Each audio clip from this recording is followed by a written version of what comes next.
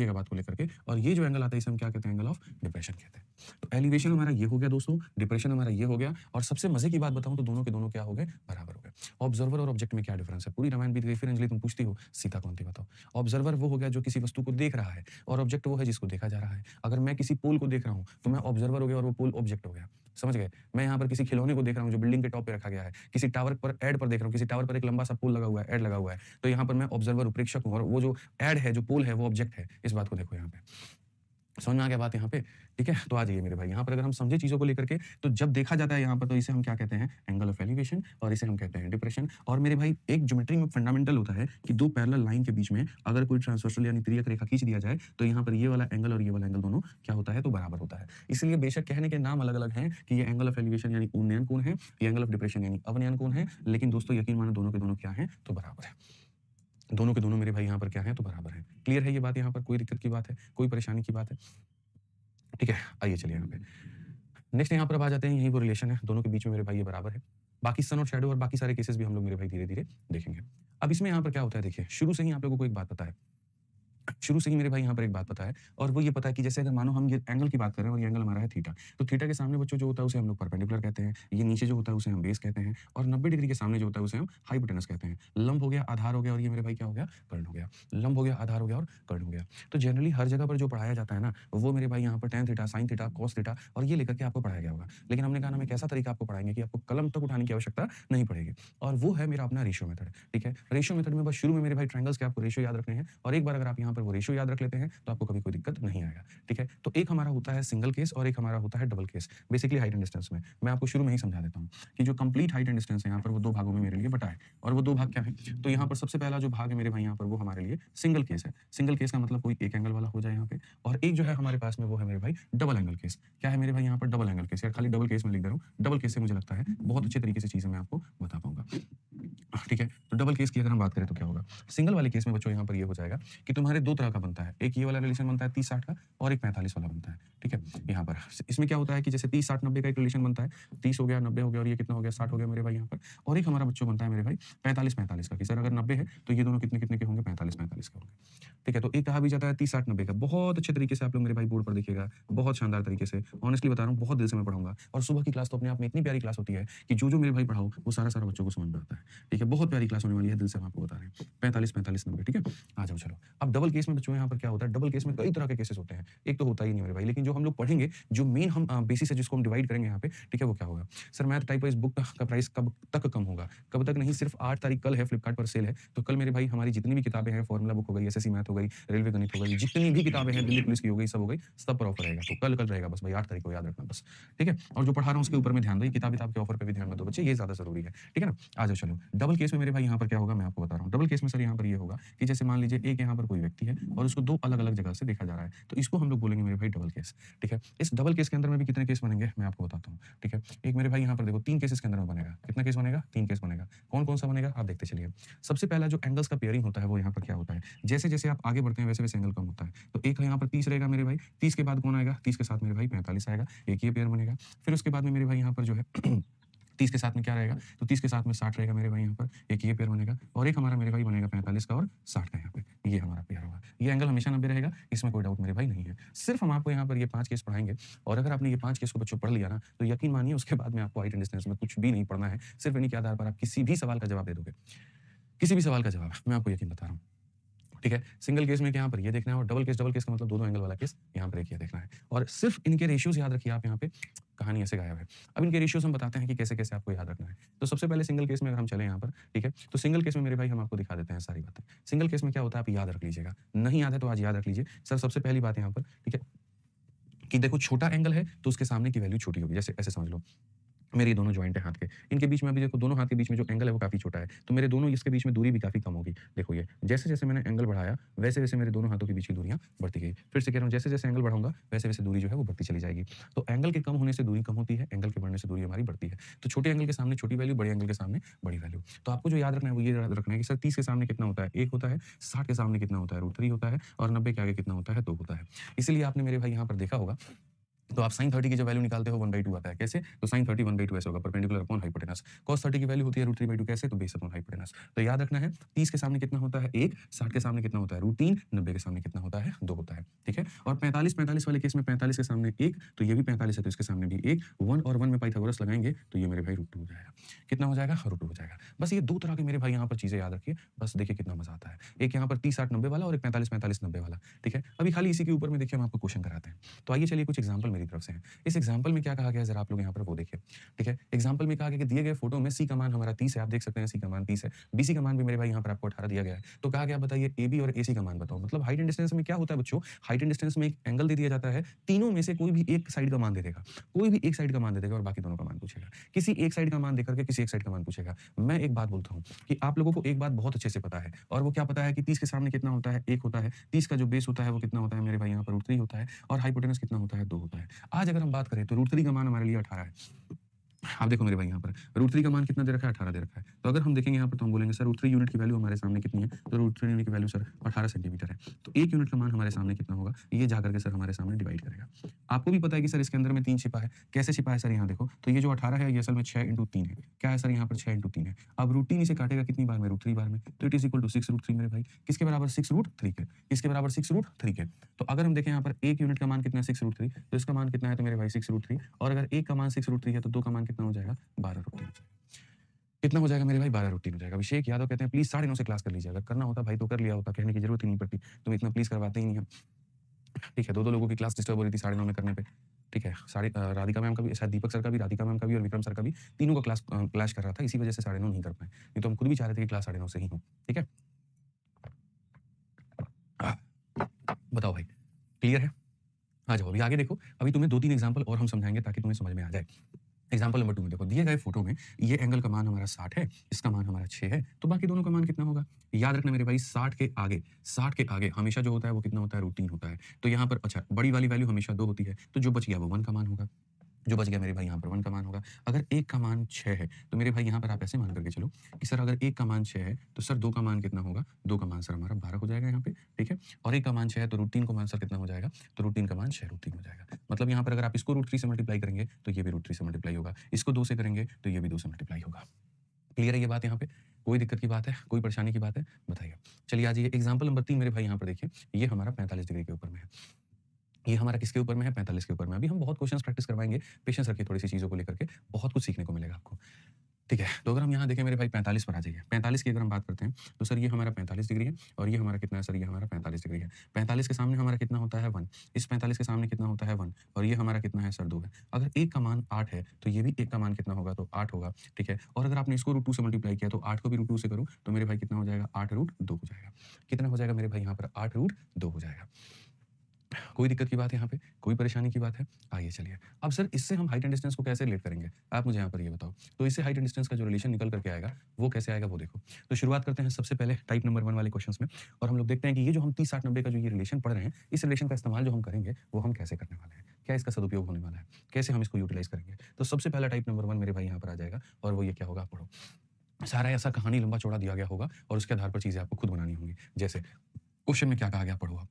129 meter from the foot of a cliff on level of ground, the angle of elevation of top of a cliff is 30 degree, the height of the cliff is। Hindi में पढ़ते हैं किसी स्तंभ, तो स्तंभ जो रहता है वो मेरे भाई हमेशा क्या रहता है? स्तंभ जो रहता है वो हमेशा मेरे भाई सीधा रहता है, ऐसे स्तंभ हमारा सीधा है, ठीक है? तो कहा गया जी किसी स्तंभ का पाद, ये जो शब्द है मेरे भाई यहाँ पर, ये इसके बॉटम के लिए है यहाँ पर, तो कहेगा अगर मानो कभी भी ना, तो ये बॉटम के लिए होता है, डाउन के लिए होता है, ये बेस के लिए होता है, ठीक है? तो किसी स्तंभ के बेस से 129 मीटर दूर, यानी यहाँ से जो इसका बेस है, इसके बेस से कितना मीटर दूर मेरे भाई? 129 मीटर दूर, ठीक है? अगर हम बात करें यहाँ से कितना मीटर दूर होगा मेरे भाई? 129 मीटर जो है वो दूर। तो कहा गया किसी स्तंभ के बेस से इतना मीटर दूर धरातल पर स्थित कोई एक बिंदु है और इस बिंदु से स्तंभ के टॉप को, इस बिंदु से स्तंभ के टॉप को मेरे भाई है, इस बिंदु से क्या होगा? तो इस बिंदु से स्तंभ के टॉप को मेरे भाई देखा जाता है। तो यहाँ पर इस बिंदु से स्तंभ से शीर्ष का उन्नयन कोण, उन्नयन का मतलब ऊपर वाला कोण, उन्नयन का मतलब कौन सा कोण? तो ऊपर वाला कोण मेरे भाई वो 30 है। तो कहा गया ये स्तंभ की ऊंचाई बताओ। तो हाइट एंड डिस्टेंस में बस यही होगा बच्चों आपके साथ में, ठीक है? आपको यहाँ पर बिल्कुल फिगर बना करके नहीं देगा।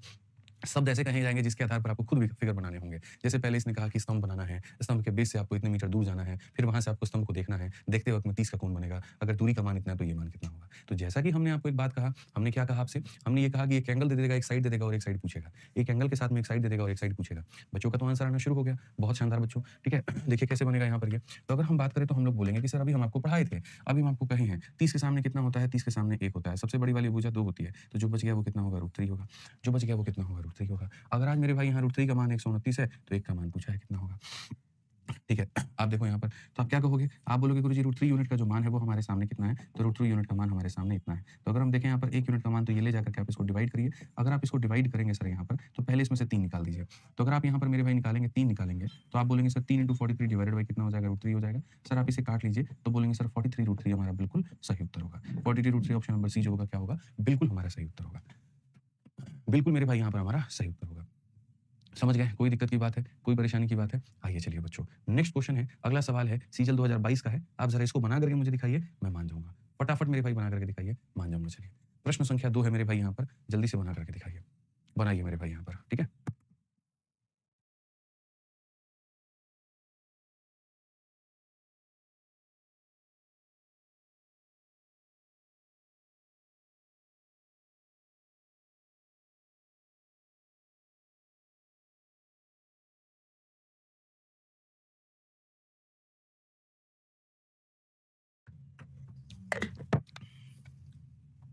बहुत शानदार भाई, बहुत शानदार, सभी लोगों का आंसर आ रहा है। कहा गया sir from a point P on a level ground, अगर मान लो कि ये पूरा-पूरा मेरे भाई ये ग्राउंड है, तो इस ग्राउंड पर एक पी नाम का कोई एक पॉइंट है। तो from a point P on a level ground, angle of elevation of top of A tower.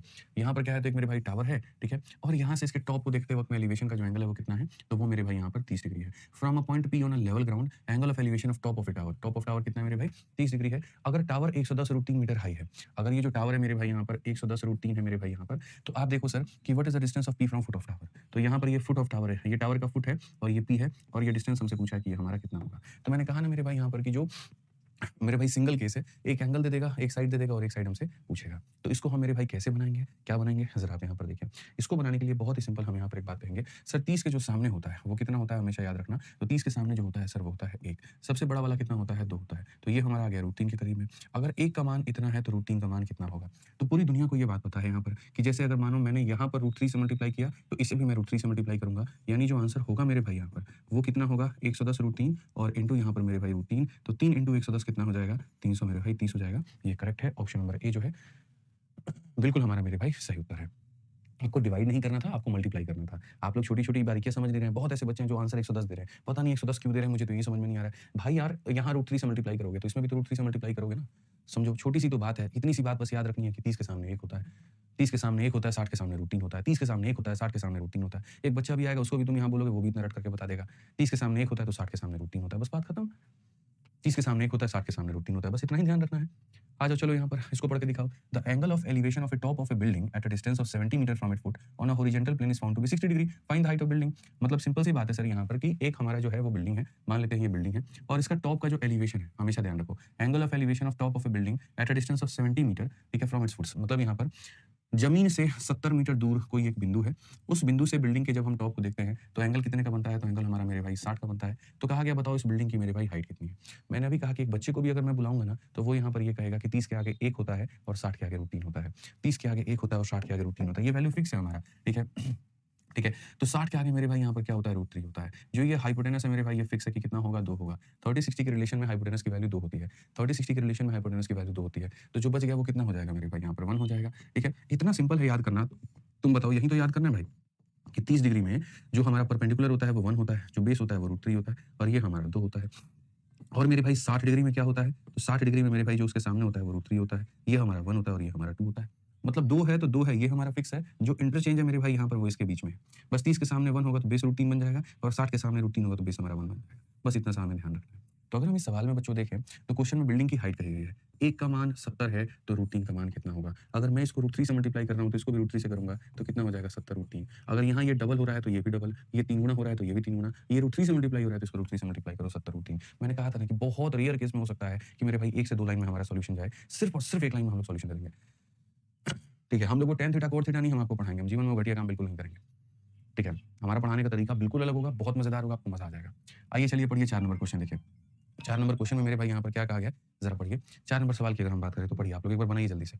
हुँ, हुँ, ठीक है, ठीक, ठीक।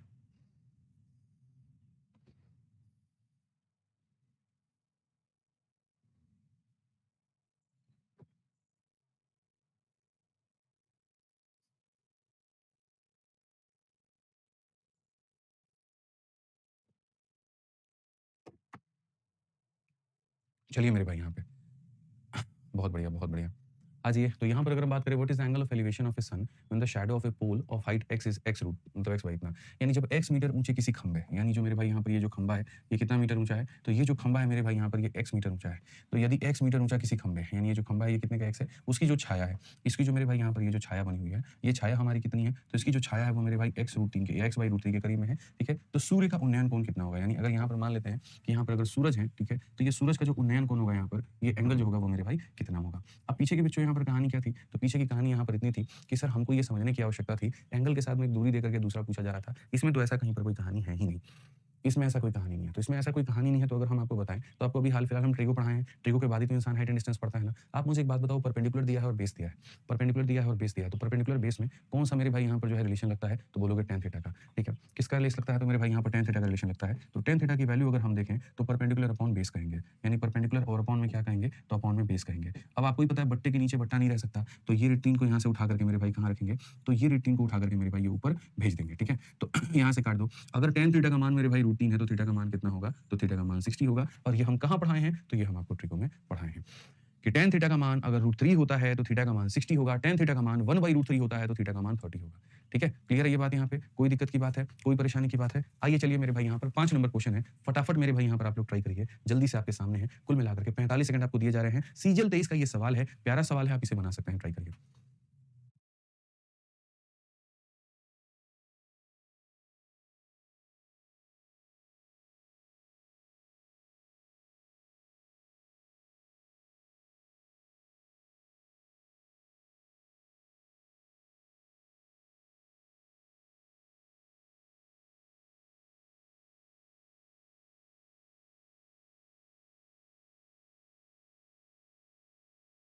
यहाँ पर एक बच्चा कह रहा है सर डिस्टेंस 3 में यहाँ पर कौन-सा कोना लेना है? पता नहीं तुम क्या कह रहे हो बच्चे समझ ही नहीं आ रहा है। आ जाओ चलो तो हम तुम्हें ये सिखाते हैं यहाँ पर तो करो क्या है? A person standing at a distance looks at a building having a height of 1000 metre.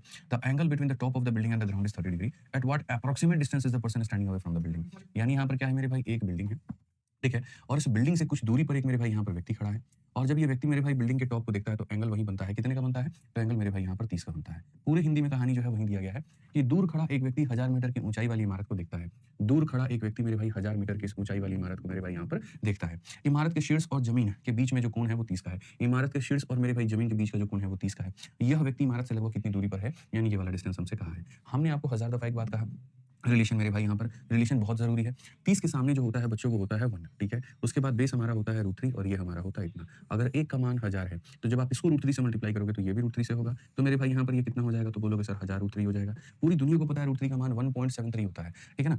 तो अगर हम देखें मेरे भाई यहाँ पर तो हम ये बात करेंगे सर √3 का जो मान होता है वो होता है 1.732 करके। जब आप इसको सर हटाओगे तो नीचे हमारा कितना आ जाएगा? 1000 आ जाएगा और सर इसको लपेट दीजिए तो आंसर हमारा 1732 ऑप्शन नंबर सी फॉर कहोना प्यार है। सी फॉर मेरे भाई कहोना प्यार है। क्लियर हो गया ये बात यहाँ? कोई दिक्कत की बात है? कोई परेशानी की बात है? आइए चलिए आगे बढ़ते हैं। आगे देखते हैं 6 नंबर सवाल देखते हैं क्या कहा गया है? पढ़िए ज़रा। ठीक है, क्या कहा गया मेरे भाई पढ़ो। When the shadow of a tower is √3 times it height then the angle of elevation of top of tower is मतलब वही वाला क्वेश्चन है सर, ठीक है? कि किसी मीनार की छाया देखो, मीनार अगर मेरे भाई यहाँ पर है, ठीक है? आप यहाँ पर कोई सूरज के माध्यम से या कुछ के माध्यम से अगर मान लीजिए लाइट प्रकाशित करते हैं, तो ज़ाहिर-सी बात है उसकी जो छाया बनेगी वो कहाँ बनेगी? आगे बनेगी। अगर इंसान ऐसे खड़ा है सर, तो 2 तरह से छाया बनती है। अगर पीछे से लाइट आएगा तो छाया आगे बनेगा और आगे से लाइट फोकस किया जाएगा तो छाया मेरा पीछे बनेगा, ठीक है? लाइट के हमेशा अपोज़िट। तो अगर पीछे से लाइट आएगा तो इसकी जो छाया है वो आगे बनेगी। तो किसी मीनार की छाया, किसी मीनार की जो ये छाया है मेरे भाई, इसकी ऊँचाई की √3 गुना है। इसकी ऊँचाई अगर मान लीजिए ऊँचाई 1 है ना, तो छाया मेरे भाई कितना गुना है? तो √3 गुना है ये कहा गया है। तो मीनार के शीर्ष से मेरे भाई यहाँ पर, मीनार के शीर्ष का उन्नयन कोण कितना होगा? ये एंगल मुझे बताना है कितना होगा। अभी मैंने आपको एक छोटी-सी बात समझाई भैया और वो छोटी-सी बात क्या है कि परपेंडिकुलर दिया है, बेस दिया है, तो क्या निकालो tan थीटा। तो मेरे भाई यहाँ पर आप tan थीटा की वैल्यू को कैलकुलेट करो। जब आप बच्चों tan थीटा की वैल्यू को कैलकुलेट करोगे, tan थीटा का मतलब परपेंडिकुलर अपॉन बेस 1/√3 भाई ईमानदारी से बताओ 1/√3 कितना डिग्री का मान होता है? 1/√3 कितने डिग्री का मान होता है? बिल्कुल मेरे भाई आप सही हैं, 30 डिग्री का मान होता है। पढ़ा है कि नहीं पढ़ा है? ठीक है, बहुत शानदार। तो ऐसे ही हाइट एंड डिस्टेंस में इतने सरल है, धीरे-धीरे, धीरे-धीरे हम लेवल बढ़ाएँगे और आप निश्चिंत रहिए। और ये पूरा 50 क्वेश्चन कराने के बाद में एक प्रो लेवल का हम आपको वीडियो देंगे। प्रो में जहाँ पर मतलब नेक्स्ट लेवल की चीज़ें आप सीखोगे, जैसे हमने आपको कहा। ठीक है, आइए चलिए 7 नंबर सवाल देखिए मेरे भाई, यहाँ पर सीजीएल का ये सवाल है। A kite is attached to a string, the length of the string when the height of the kite is 90 metre, ठीक है, and the string makes an angle of 30 degree with the ground. आसान भाषा में क्या है? ये sir एक यहाँ पर पतंग है, समझ गए यहाँ पर। और ये मेरे भाई जो पतंग है यहाँ पर धागा लगा हुआ है, धागा यहाँ ज़मीन से ऐसे जुड़ा हुआ है। पतंग ऐसा तो नहीं सीधे उड़ता है, हमेशा मेरे भाई ऐसे उड़ेगा, ठीक है। इसकी पतंग की ये हाइट होगी और यहाँ पर ये इसका एंगल होगा। अब पढ़ लीजिए, कोई पतंग एक डोरी से जुड़ा है, ये जो पतंग है इस डोरी से मेरे भाई जुड़ा है। डोरी की लंबाई ज्ञात करिए, डोरी की जो लंबाई है ये ज्ञात करिए। जब पतंग की ऊंचाई, पतंग हमारा कितना मीटर है? तो मेरे भाई 90 मीटर ऊंचा है, ठीक है। और यहाँ पर जमीन के साथ में कितने का एंगल बना रहा है? तो मेरे भाई 30 का बना रहा है। अब आपको मुझे लगता है समझ में चीजें यहाँ पर आ गई होंगी। इस सर देखिए 30 के सामने का मान दिया है और यहाँ पर 90 के सामने का मान जो है गुरुजी वो पूछा है। कौन ऐसा बच्चा है पूरे ब्रह्मांड में जो 30 का एंगल नहीं बता सकता है? 30 60 का मेरे भाई एंगल कितना होगा? तो आप यहाँ पर एक बात कहेंगे, गुरुजी देखिए 30 के सामने जो होता है वो होता है 1, ठीक है। जो बेस होता है वो होता है √3 और ये होता है 2। अगर 1 का मान 90 है मित्रों, तो 2 का मान कितना होगा? तो 2 का मान 180 होगा। तो काय पतंग काय कुछ मेरे भाई सीधा-सीधा अपना आंसर कितना आएगा? 180 आएगा। ठीक है, आ जाओ चलो अगले सवाल पर चलते हैं। 8 नंबर क्वेश्चन पे चलते हैं। 8 नंबर क्वेश्चन देखते हैं। From a point P on a level ground, angle of elevation of top of tower is 30 degree. अगर हम देखें यहाँ पर, तो यहाँ समझेंगे sir P on a level ground है। क्या है sir? From a point P on a level ground, angle of elevation of top of tower. यहाँ से अगर हम देखते हैं मेरे भाई यहाँ पर, तो बोलेंगे from a point P on a level ground, angle of elevation of top of tower is कितना डिग्री मेरे भाई? 30 डिग्री। इसका टॉप का जो एलिवेशन है वो कितना है? 30 डिग्री का है, ठीक है। कहा गया the distance of point P from the foot of tower is 510। अगर मेरे भाई टावर के जमीन से P से दूरी मेरे भाई ये कितना है? 510 है। तो सवाल में मालिक हमसे पूछा गया यहाँ पर, ये जो हाइट है इस हाइट का 50% बताओ। 50% of the height of tower हमारा कितना होगा?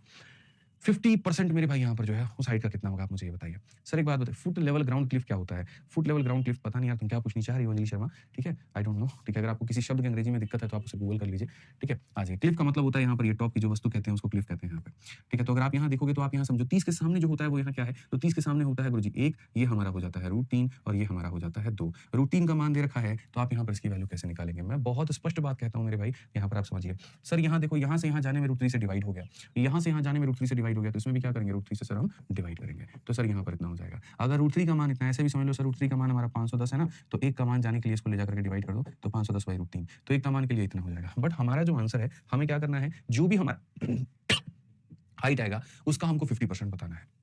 तो अगर हम यहाँ पर अपने आंसर में देखें, तो हम यहाँ पर क्या कहेंगे? बोलेंगे सर हमको आधा बताना है। किसका बताना है? जो भी आपने दिया है उसका, ठीक है। तो जो भी आपने दिया है मतलब 510 बटे कितने का मेरे भाई? √3 का। अगर हम यहाँ देखें बच्चों, तो समझो किसी भी ऑप्शन में तुम्हारे सामने नीचे में √3 नहीं है। अगर आप देखोगे ना तो कोई भी ऑप्शन ऐसा नहीं है जहाँ नीचे में डिनोमिनेटर में √3 हो। इसका मतलब रेशनलाइजेशन हुआ है, और इसका मतलब अगर रेशनलाइजेशन हुआ है तो हम भी रेशनलाइज करेंगे। रेशनलाइज करने का तरीका क्या है? नीचे √3 है मेरे भाई, तो नीचे भी √3 से मल्टीप्लाई करना है और ऊपर भी √3 से मल्टीप्लाई करना है।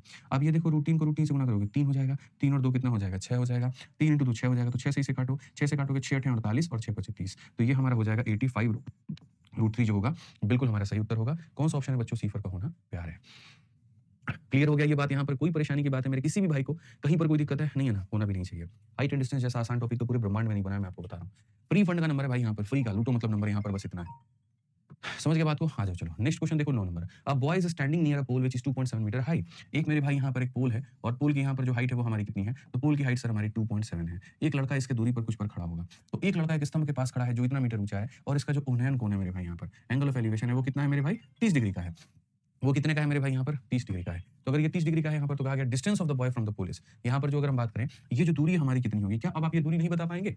बोलिए मेरे भाई यहाँ पर, नहीं बता पाएंगे? बोलिए जल्दी से फटाफट यहाँ पर आप ये बात बोलेंगे। सर देखिए 30 के आगे जो होता है वो कितना होता है? 1 होता है, और ये कितना होता है? √3 होता है। तो अगर आपने इसको √3 से मल्टीप्लाई किया तो इसको भी आप √3 से मल्टीप्लाई करो, यानी इसको √3 से किया तो इसको भी √3 से करो, तो ये हो जाएगा 2.7 इंटू कितना हो जाएगा? √3 हो जाएगा मेरे भाई। अगर हम देखें तो हम कहेंगे सर 2.7 √3 का मान कितना होता है? 1.732 होता है सर, ठीक है। आप मेरे भाई मल्टीप्लाई कर लो बस यहाँ पे, तो आप बोलोगे सर 27 का 2 गुना 54 का 4 5 हो गया मेरे भाई पास में। 27 का 3 गुना कितना हो जाएगा सर बताइए? 27 का 3 गुना सर हमारा हो जाएगा 81। 81 में अगर आप 5 जोड़ोगे 86 का 6 मेरे भाई 8 पास में हो जाएगा आपके। 27 का 7 गुना कितना? 7 7 49, ठीक है। और मेरे भाई 7 दूनी 14 4 18 189। 189 में अगर हम 8 जोड़ेंगे 9 8 17 मेरे भाई यहाँ पर ये 197। 197 का 7 हमारा 19 पास में। 27 9 36 और 10 46 मेरे भाई यहाँ पर इतना हो जाएगा। और कुल मिलाकर के 3 और 1 4, तो मेरे भाई यहाँ पर 4 अंकों के बाद में दशमलव लग जाएगा। 4.6764, तो यहाँ पर 4.67 का मतलब कौन सा ऑप्शन होगा? C4 का होना प्यार है। बूझे कि नहीं बूझे बताइए? थोड़ा हम जो है बहुत आगे तक का दशमलव ले लिया। अगर आपको थोड़ा आसान बनाना था तो आप खाली 1.7 ले लेते, ठीक है? आप यहाँ पर इतना कैलकुलेशन ना करते, हमने तो इतना लंबा-चौड़ा कैलकुलेशन मार दिया, खाली 1.7 लेकर के बना देते, बस बात खत्म। आप सीधा-सीधा कहते 17 का 7 गुना मेरे भाई कितना होता है? 119 होता है, ठीक है? तो 119 होता है तो 9 रख लीजिए, 11 पास में। 17 का 2 गुना 34, 34 10 44 1 45 बस बात खत्म मेरे भाई यहाँ पर। लेकिन वो फिर एग्ज़ैक्ट आंसर नहीं देता, वो 45 मतलब वो लाता तो बड़ा मुश्किल हो जाता, 4.59 खोजते रह जाते, आपको मिलता नहीं। तो इसीलिए हम पूरा-पूरा थोड़ा-सा 2 कदम आगे बढ़ के डेटा लिए थे, ठीक है? 2 कदम आगे बढ़ के डेटा लेने पे हमको थोड़ा एग्ज़ैक्ट कहानी मिल गया। डिजिटल सम नहीं लगा सकते हैं बच्चों, अप्रॉक्सिमेट आंसर दिया 4.67 की जगह 4.68 दिया है, तो इसलिए डिजिटल सम काम नहीं करेगा, ठीक है? अच्छा, यहाँ पर देखो यहाँ दिया भी है कि √3 की वैल्यू कितनी लेनी है 1.73 तो अगर मान लीजिए एग्जामिनर कह रहा है √3 की वैल्यू 1.73 लेनी है तो तुम उतना लेकर के बना लो, ठीक है? तो उतना लेकर के बना लो 27 का 3 गुना 81 का एक पास में मेरे भाई 8 हो जाएगा। 27 का 7 गुना 7 7 49 7 दूनी 14 4 18 इसमें अगर आप 8 जोड़ देंगे मेरे भाई तो 197 का मेरे भाई 7 आपका 19 पास में और यहाँ पर मेरे भाई 27 एकम 27 10 37 37 9 46 यहाँ पर कुल मिलाकर कितना 4.671 को 4.68 बता दिया गया है। तो ऑलरेडी एग्जामिनर ने कह रखा है तुम्हें वैल्यू कितनी लेनी है, कोई टेंशन ही नहीं है, ठीक है? आ जाओ चलो नेक्स्ट मेरे भाई यहाँ देखते हैं 10 नंबर सवाल, बहुत ही प्यारा सवाल, बहुत ही आसान सवाल। आप देखिए क्या कहा गया, at a certain time of a day tree, ठीक है, a tree 5.4 metre height cast a shadow of 9 metre, ठीक है, if a pole cast a shadow of इतना metre at the same time height of pole is. ये थोड़ा different question है और unique question और ये समझने की आवश्यकता है। असल में यहाँ पर बच्चों क्या कहा गया है, देखो जो एंगल होता है ना वो फिक्स होता है, ठीक है? तो मैं आपको थोड़ा सा एक केस समझाता हूँ। ऐसे मान लीजिए अभी दोपहर के कितने बज रहे हैं दोपहर के सपोज करते हैं मेरे भाई दोपहर का जो या सुबह का मान लेते हैं सुबह का 9 बज रहा है, सुबह का 9 बज रहा है मेरे भाई यहाँ पर तो सूर्य भगवान यहाँ पर होंगे, ठीक है? अब सूर्य भगवान यहाँ पर होंगे तो क्या होगा मेरे भाई यहाँ पर, जैसे एक बिल्डिंग यहाँ पर है, ठीक है? और इस बिल्डिंग की जो लंबाई है मेरे भाई मैं आपको समझा रहा हूँ, इस बिल्डिंग की जो लंबाई है बच्चों यहाँ पर, ठीक है? एंगल चाहे कुछ भी हमको फर्क नहीं पड़ता है। इस बिल्डिंग का मेरे भाई लंबाई हमारा 100 मीटर है, तो जब यहाँ पर इसका हम शैडो देखते हैं कि जब ये बिल्डिंग है तो इसकी जो छाया है वो कितनी बनेगी, तो इसकी छाया मेरे भाई 50 मीटर की बनती है। एंगल किसी को भी नहीं पता कि भैया एंगल यहाँ पर क्या है और क्या नहीं है, इससे कोई फर्क नहीं पड़ता है। तो अगर 100 मीटर की बिल्डिंग होती है उसकी जो परछाई है वो कितने की बनती है 50 मीटर की। तो अगर मान लो यहाँ पर एक बड़ी बिल्डिंग अगर आपके सामने आ गई तो यहाँ पर ये जो बड़ी बिल्डिंग होगी मेरे भाई इसकी परछाई कितनी बनेगी, क्योंकि दोनों के लिए जो यहाँ पर सूर्य भगवान होंगे ना वो मेरे भाई एक ही जगह पर होंगे। आप ऐसे मान करके चलो यहाँ से सूर्य भगवान है और ये सबके ऊपर में रोशनी पड़ रही है, ठीक है? यहाँ पर एक छोटी बिल्डिंग भी है मेरे भाई इसके ऊपर में भी रोशनी पड़ रही है, बस फर्क इतना है ये बिल्डिंग 50 मीटर का है, ये बिल्डिंग 100 मीटर का है और ये बिल्डिंग मेरे भाई 200 मीटर का है। तो मेरा आपसे मेरे भाई ये कहना है कि अगर 100 मीटर की बिल्डिंग की परछाई 50 मीटर की बनती है तो मेरे भाई 200 मीटर बिल्डिंग की परछाई कितनी बनेगी और 50 मीटर की परछाई कितनी बनेगी। तो आप मेरे भाई यहाँ पर कहोगे मालिक हमारे सुनिए, पूरी दुनिया इसके अंदर में tan थीटा, फैन थीटा ये सब लगाई रहती है। हम लोग ऐसा कोई भी घटिया काम नहीं करेंगे। हम ऐसा कोई भी घटिया काम नहीं करेंगे। हम यहाँ पर क्या कहेंगे, तो हम यहाँ पर ये कहेंगे सर 2 तरीके से समझा जा सकता है। तरीका नंबर 1 कि सर बिल्डिंग के आधे की परछाई बन रही है। 100 का आधा कितना है तो 50 है। तो यहाँ पर सर 200 का आधा कितना होगा तो 200 का आधा सर 100 होगा और यहाँ पर 50 का आधा कितना होगा तो 50 का आधा सर 25 होगा। या तो हम इस तरीके से कह सकते हैं और नहीं तो दूसरा तरीका मेरे भाई यहाँ पर क्या कह सकते हैं जरा वो देखो। दूसरा ये कह सकते हैं सर अगर बिल्डिंग अपने हाइट का डबल करती है तो परछाई भी अपने हाइट का डबल करेगी। अगर सर यहाँ 100 का डबल 200 होता है तो ये 50 का डबल 100 हो जाएगा। वैसे ही अगर 100 का आधा 50 होता है तो 50 का आधा कितना हो जाएगा 25 हो जाएगा। आप इस बात को ध्यान रखिए। ठीक है, तो बिल्डिंग ने अपनी ऊंचाई को डबल किया तो मेरे भाई ऐसे, तो ये सारा समझ गए आप यहाँ पे, ठीक है? नहीं तो एक और तरीका हम आपको बता देते हैं, एक और तरीका मेरे भाई यहाँ पर क्या हो सकता है। दूसरा तरीका ऐसे मान करके चलो कि जो इसका थीटा है और जो इसका थीटा है वो मेरे भाई सेम होगा। तो जब दोनों के थीटा सेम होंगे तो tan थीटा का फॉर्मूला क्या है? इसमें tan थीटा निकालोगे तो इसमें tan थीटा निकालोगे तो बोलोगे परपेंडिकुलर अपॉन बेस होगा। यहाँ tan थीटा निकालोगे तो परपेंडिकुलर अपॉन बेस होगा और मेरे भाई दोनों का tan थीटा को हम क्या करेंगे बराबर, इसका परपेंडिकुलर अपॉन बेस इसके परपेंडिकुलर अपॉन बेस के बराबर होगा। इसी बात को हम तो कह रहे थे कि अगर ये 100 अपने आप का डबल करता है तो 50 भी अपने आप का डबल करेगा। नहीं तो तुम मेरे भाई सॉल्व कर लो यहाँ पर, ठीक है? x का मान कितना हो जाएगा 50 × 2 मेरे भाई 100। तो सर एक बात को कहने के कई सारे तरीके होते हैं, ये आपको समझने की आवश्यकता है। तो अगर हम यहाँ देखें तो कहा गया at a certain time of a day a tree 5.4 metre, एक मेरे भाई यहाँ पर जो पेड़ है आप देखो तो सर 5.4 मीटर की पेड़ है तो यहाँ पर कास्ट शैडो ऑफ मेरे भाई 9 मीटर इतने का वो छाया बनाती है, ठीक है? If a pole cast shadow of 13.5, अगर मेरे भाई ये पोल है, अगर ये पोल है और पोल का मेरे भाई यहाँ पर जो छाया है वो खाली इतने का है तो बताओ पोल का हाइट कितना होगा। मुझे तो खैर यहाँ पर दिख रहा है कि इस वस्तु ने अपने आप को 1.5 गुना कर लिया है तो इसका 1.5 गुना यानी इसका मतलब देखो इसमें इसका आधा जोड़ दो, 9 का आधा कितना होता है 4.5, तो 9 में उसका आधा 4.5 जोड़ने पर मेरे भाई 13.5 आ गया, 9 में उसका आधा 4.5 जोड़ने पर 13.5 आ गया। तो 5.4 का आधा कितना होता है 2.7, आप जोड़िए 7 4 11 5 2 7 1 8 8.1 आएगा, 8.1 हमारा क्या होगा आंसर होगा। बाकी जो बच्चे हैं नहीं हमको तो ऐसे एकदम समझ नहीं आया, मजा नहीं आया, तो भैया उनके लिए हमारे पास में बेसिक है, उनके लिए हम यही कहेंगे मेरे भाई कि आप यहाँ पर इन दोनों के रेशियो को बराबर कर दीजिए। 5.4 divided by 9 is equal to x divided by 13.5, simple सी कहानी है मेरे भाई, ठीक है? आप इसको बराबर करो, यहाँ का दशमलव लेकर के जाओ तो सर आपको यहाँ 10 मिलेगा, यहाँ का दशमलव लेकर के जाओ तो सर आपको यहाँ 10 मिलेगा। आसान भाषा में हम आपको पढ़ा दें तो सर आप 9 से काटिए यहाँ पर कितनी बार में 6 बार में, ठीक है भाई? आप सर यहाँ पर और ले जाओ, ठीक है? तो और ले जाकर के क्या करोगे, कुछ मत करो मेरे भाई, आप यहाँ पर देखो तो बोलोगे सर 135 को इससे देखो 6 × 5 30 हो गया मेरे भाई, 6 × 18 3 21 का 1 हो गया, 6 × 6 2 8 हो गया और ये ला करके नीचे मेरे भाई 100 से भाग कर दो, ये बराबर हो जाएगा तुम्हारे x के 81/10 कितना होगा 8.1 होगा और ये हमारा आंसर होगा। तो भैया ऐसे कर सकते हो, बट मुझे जो बेहतर लगा था वो मैंने आपको समझा दिया कि अगर 9 में उसका आधा जोड़ा गया तो 5.4 में आप उसका आधा जोड़िए सीधा 8.1 आ जाएगा। क्यों बच्चों वाले तरीके अपनाना, क्यों करना मेरे भाई यहाँ पर ये बताओ? ये कहते हैं सर ट्रिग्नोमेट्री नहीं किया तो इसको पहले कर सकते हैं, बिल्कुल कर सकते हैं। ट्रिग्नोमेट्री के साथ में इसका कहीं पर कोई भी रिलेशन नहीं है, कोई भी रिलेशन मेरे भाई नहीं है। समझ गए ना बात को लेकर के? आ जाइए चलिए यहाँ पर। बाकी 11 नंबर क्वेश्चन हम लोग कल करेंगे, आगे बढ़ेंगे, सारी चीज़ों को हम लोग देखेंगे। आज हमारी तरफ से इतना ही है, ठीक है? आज जो हमने पढ़ाया है एक बार आप उसको रिवाइज़ कर लेना। जो बच्चे क्लास में मेरे भाई लेट जुड़े थे हमारे साथ में, वो थोड़ा-सा जाकर के एक बार दोबारा से बच्चों पढ़ लेना, ठीक है? कहीं पर अपने को कोई कसर नहीं छोड़ना है, कहीं पर किसी भी तरीके से कोई भी यहाँ पर कमी नहीं छोड़नी है। सब चीज़ पढ़ेंगे, बेहतर तरीके से पढ़ेंगे, ठीक है? Enough for today.